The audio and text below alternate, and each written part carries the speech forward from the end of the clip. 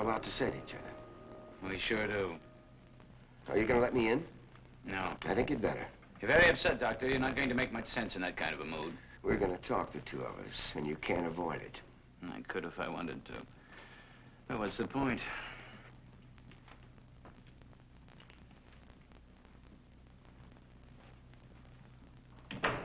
Well, you're in. Look, this is no good. Why don't we go down to the bar? I'll buy you a drink. That's the way to handle it, all right?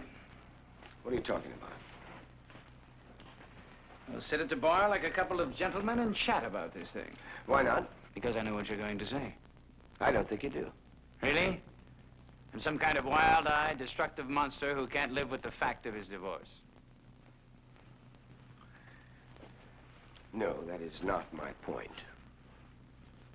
Look, Mike, as one guy to another, let me alone, please. Let me handle my problems my way. Listen to me a minute. Fred, I know what you've been going through. Would you mind letting me finish my unpacking? You're still in love with Marcia, and you don't like to see her turn to someone else.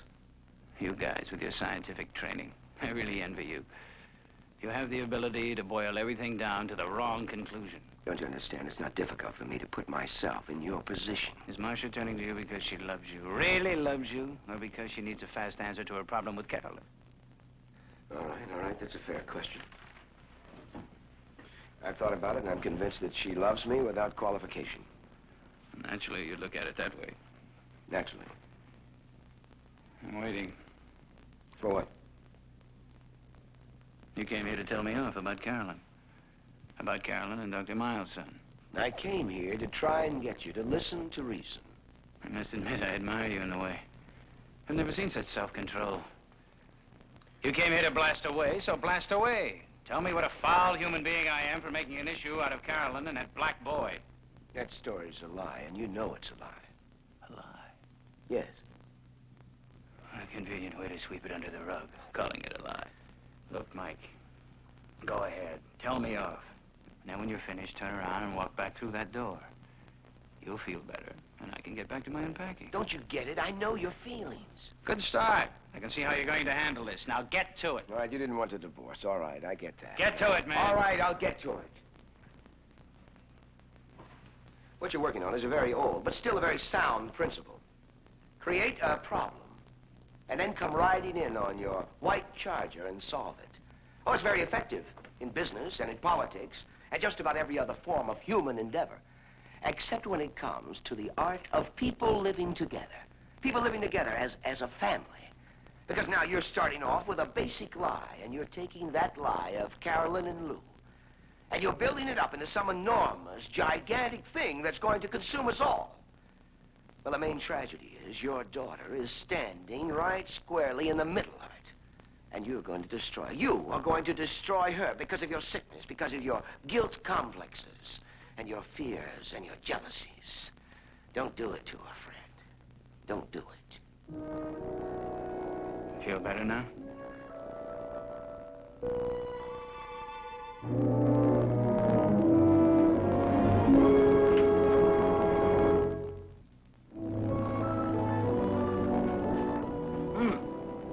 Smell pretty good, baby. I just come from the barber shop. Got a haircut and the works. Mostly the works.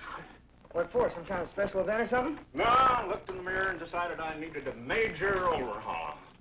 Oh, yeah, I know what you mean. Oh, say, Charlie Killigrew's in town, and I need your help. Killigrew. Do I know him? No, I don't think so. He's a traveling salesman. But he represents one of the finest lines of made-to-order menswear in the business. He comes every year about this time, always sends me a card. Well, sir, we have a couple of beers, and I look at the samples, but I've never bought a doggone thing. Well, sir, this morning, when I woke up, I says to myself, says I, Eli, you old dog. Eli, you old dog, today you're going to give Charlie the shock of his life. Today you're going to order a brand new suit, maybe two of them. And that, boy, is where you come in. Here, these are the swatches. Now, I want your considered opinion. Well, I don't know anything about this stuff. My dad ran the mill. Oh, sure you do. You know what they're wearing, doggone it. I haven't bought a suit in years. Now, go on. Tell me what you think. It's got a good quality. Oh, the finest. Your dad never made better. They're dandy. Which one would you pick? Now, go on. How about this one? It's nice. Yeah, but isn't that a little loud? Loud? Yeah, you know, kind of sporty for an old codger like me. Well, it depends on what you have in mind. If it's for a business or a social occasion. I guess it's kind of for a social occasion, you see.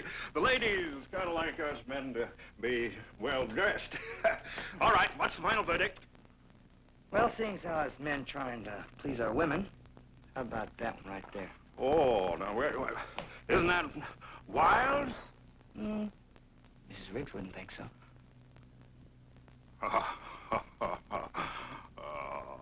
She wouldn't? All right, Norman, all right. That's it. Thanks, boy. Hey, I'm gonna smell so good and look so pretty, I won't be able to stand myself. See ya. Bye. We'll meet you guys at the Barrel. 2 minutes. Let's go. What's up? I want to talk to you. Come and sit down.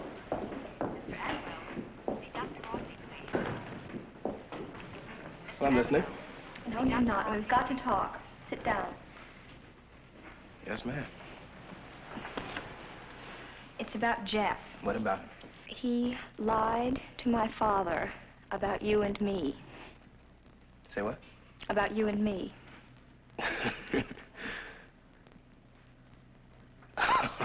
Come on, you're putting me on. No, I'm not.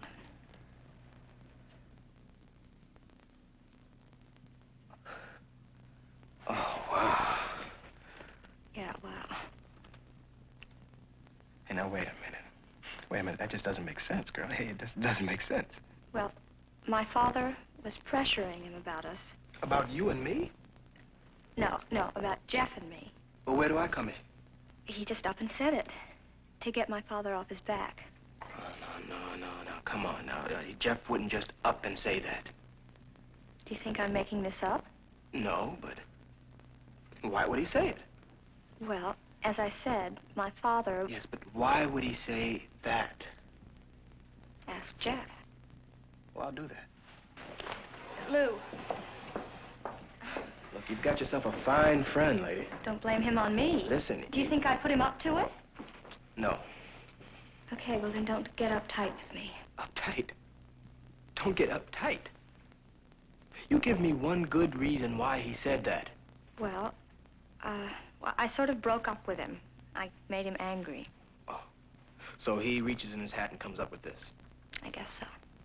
You know, you've all been watching too much television or movies or something. Now you're blaming me again. Why didn't you stop him? Oh, how could I? I wasn't there.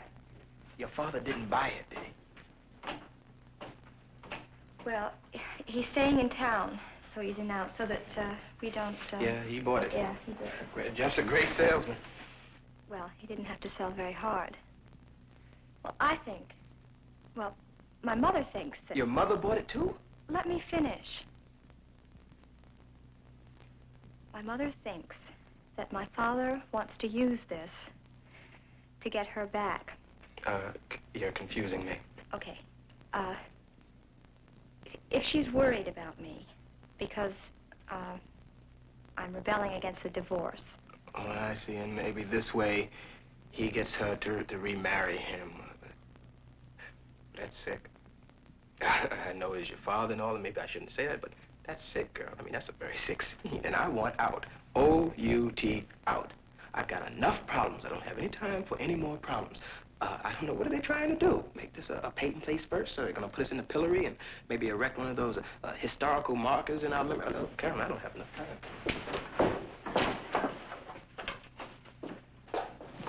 There's something that I want to say. Look, I don't have time to unload my soul or my mind on a little white girl. Now, the Lord made little black girls for that. I'm sorry, but that's where it's at. I want to stay friends. Oh? Friends. You mean let's defy them all? Tell them to go jump, and if they don't like it, shame on them. We know. Yeah, we know.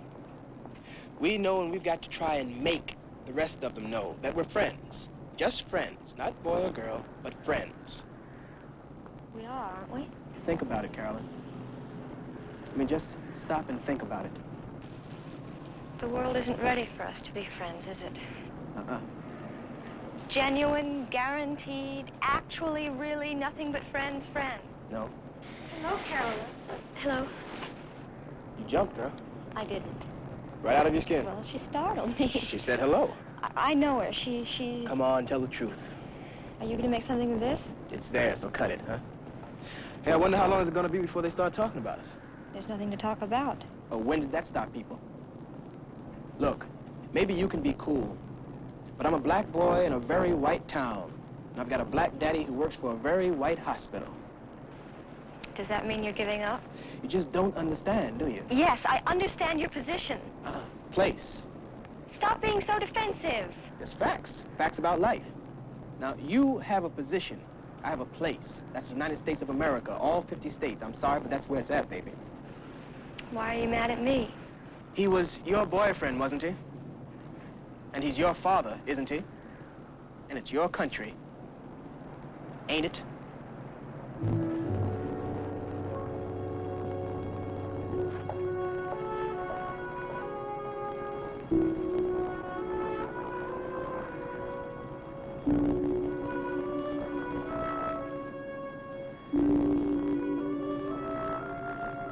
Carolyn?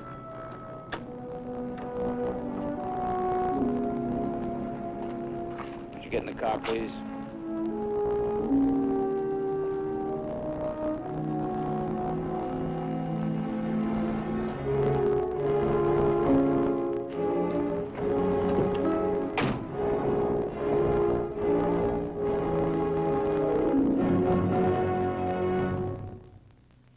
Preview from the continuing story of Peyton Place. Take me with you. Don't leave me here. Please don't leave me. I love you more than anything. Betty. I don't care about the money. I don't care where we live or how we live. I just want to be with you. Betty. Who put that idea into your head, Rossi? She loves him. They love one another. And they are going to get married, and you can't stop them.